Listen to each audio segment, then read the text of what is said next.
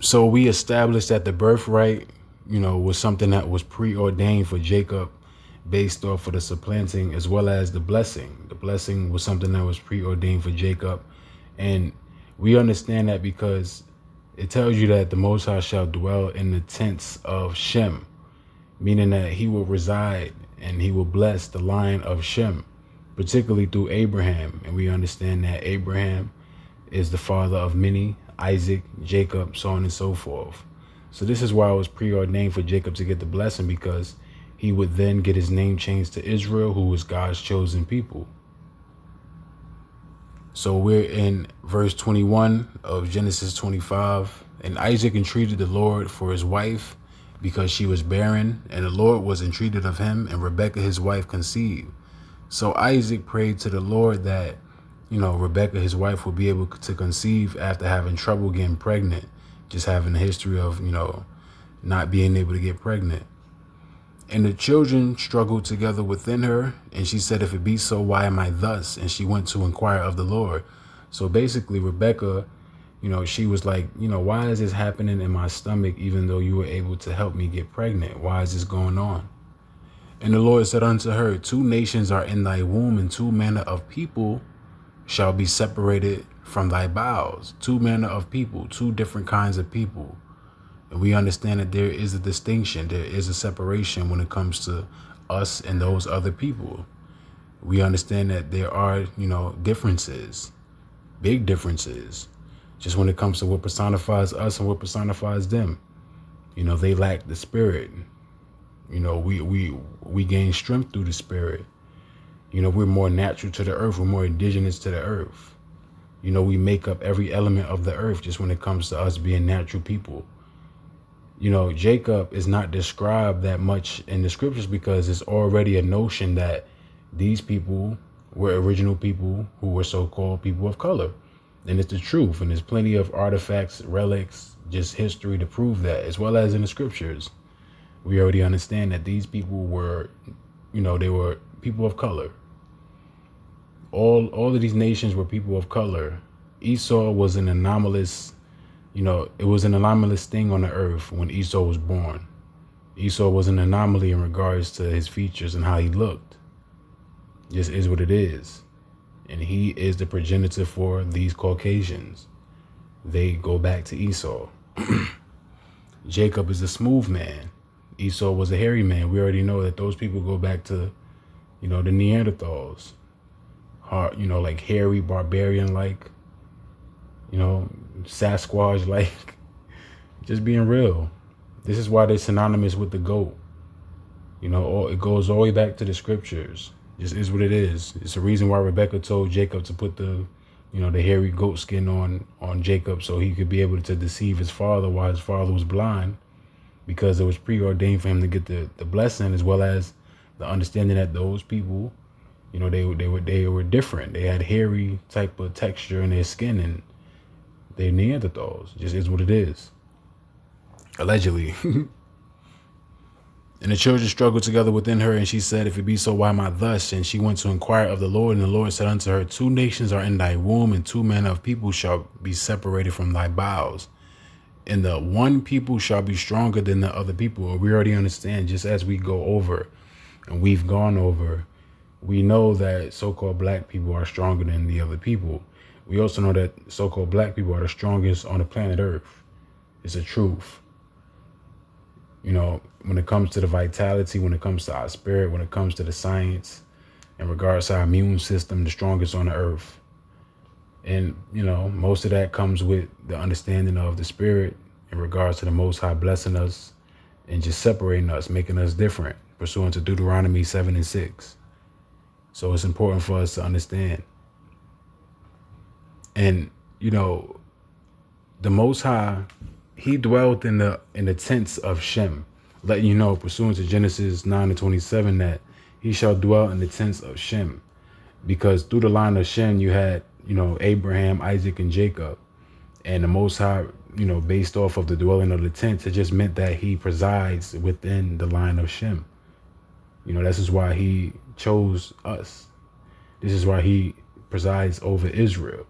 This is why the scriptures, the Bible, It's a book that's pretty much between the Most High and the Israelites, his people, princes of him, you know.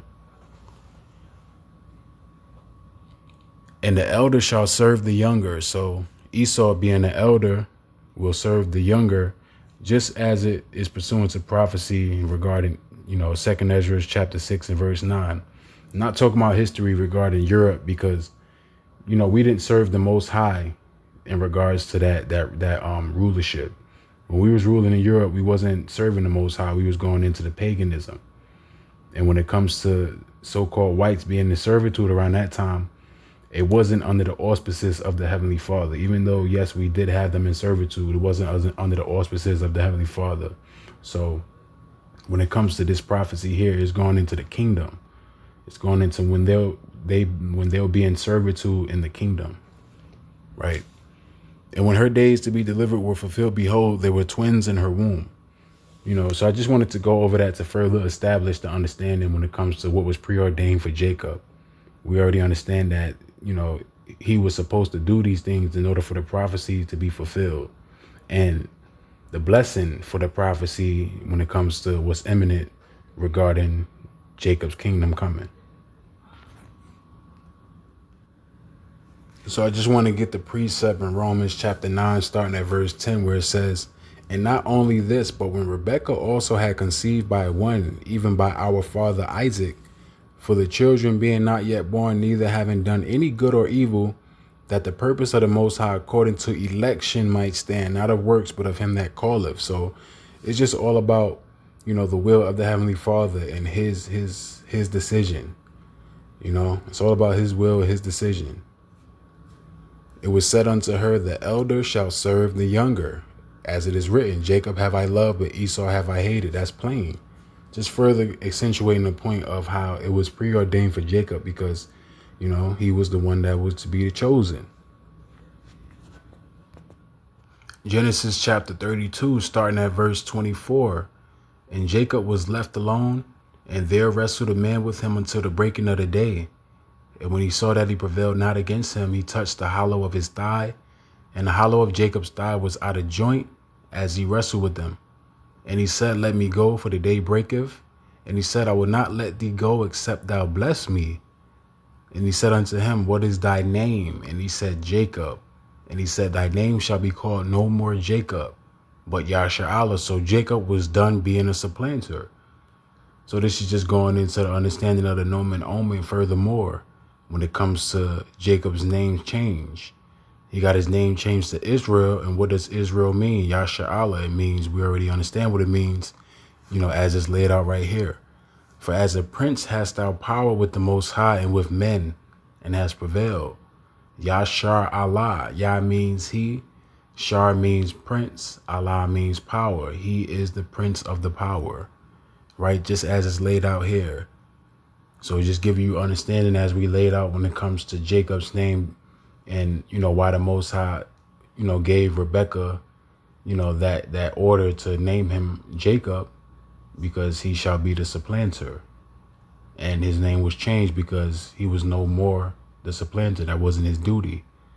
So that just gives you understanding of certain names actually, going into, the personification, if you will, it actually represented what this person was about, just in regards to his duty on the earth, and let's just read on. And Jacob asked him and said, tell me, I pray thee, thy name. And he said, wherefore is it that thou dost ask after my name? And he blessed him there. And Jacob called the name of the place Peniel, for I have seen the Most High face to face, and my life is preserved. See right there, once again, it's giving you the understanding of the name, the sign of the name in regards to the meaning. And it's not actually a duty, but it's also giving you the meaning just based off of what it represented, the face of God. Because pen, in the Hebrew goes back to Penayim, I believe, and it means presence or face of the Most High. So Jacob was in the presence of the Heavenly Father, therefore naming Peniel that place, because it represented him being in the presence of the Heavenly Father. Ezekiel the prophet. I wanted to just go into the word or the name Ezekiel. Ezekiel means God strengthens. And just as we emphasize with the L, with Peniel and Israel, anytime we see a word or the name with L in it, it has God, or it has, a reference to God or power. So we understand just when it comes to, how these words are breaking down or broken down syllabically, going into the Hebrew, L goes back to Allah, which means power. That's all it means. It's not going into the Islam or nothing like that. Allah just means power in the Hebrew. That's what it means. So Ezekiel, strengthened by the power, or the power strengthens, God strengthens. And also just going into Elijah, he is my power. Yah, Elijah. God is my power. He is my power, right? Or he is my God, Elijah. So I just wanted to further go into the Strongs for the name Ezekiel. Back in Old One West, obviously I wasn't a part of the camps because I was a young, pup. I was born in 92. But in Old One West, I used to watch a lot of videos of Tazariah. I believe his name is Tazariah, one of the elders. And he used to be like, Ezekiel. It used to be funny. But, Ezekiel, when you break it down syllabically, like Ezek or, Ezek, it goes back to Hazak or Chazak, which means strength. And also when you go into the Hebrew or, just read the Torah regarding the transliteration of the word from Chazak to strength, you go back to it, it's the same definition for strength. So it's intertwined. Just giving you the understanding of, the meaning of Ezekiel in regards to how it's broken down, meaning God strengthens. Ezekiel. So Ezek is just strengthens, to strengthen. And we already know that L goes back to Allah, God. So Ezek is Hazak or Chazak, going into the understanding. So we understand that strength is just transliterated in the English form from Kazakh or Chazak, which means to strengthen, prevail, harden, be strong, become strong, be courageous, be firm, grow firm, be resolute, be sore. So just when it comes to the syllabic understanding, strength, Kazakh, El, Kazakiel, Ezekiel, or Yezekiel, just when it comes to the Hebrew and how it was, pronounced in regards to the Y, because we know that the Paleo Hebrew didn't have the E's, the O's, the V, and the, I think it's a U as well. The book of Eli, the book of my power. This is Hollywood's way of telling you that the Most High presides over you, so-called black man and woman. It's very important for us to understand who we are. Because in this world, in this Babylonian society, you have a lot of avenues of revelation, just when it comes to Hollywood's way of telling you certain things, as well as just certain aspects of what we see in everyday life. When it comes to the revelatory aspect, like the Most High is giving you a sign. Certain people don't pick up on it, certain people do. But yeah, the book of Eli, the book of my power. Very important for us to pick up on what the Most High is telling us, what the Most High is allowing, Hollywood to tell us. We already understand. So-called black man Denzel Washington playing the role of, a vessel for the Most High, playing a role of, the Most High's chosen, playing the role of a servant of the Lord, someone who is the beacon of the Heavenly Father. And we already understand Elijah, the prophet, one of the greatest prophets of all, of all prophets. I was going to say of all time, but, it's just important for us to appreciate the Most High for blessing us and giving us an understanding, giving us this wake-up call. Like, Yo, these things are going on in this world because you are different from other people. And I made you powerful. You just have to embrace your power.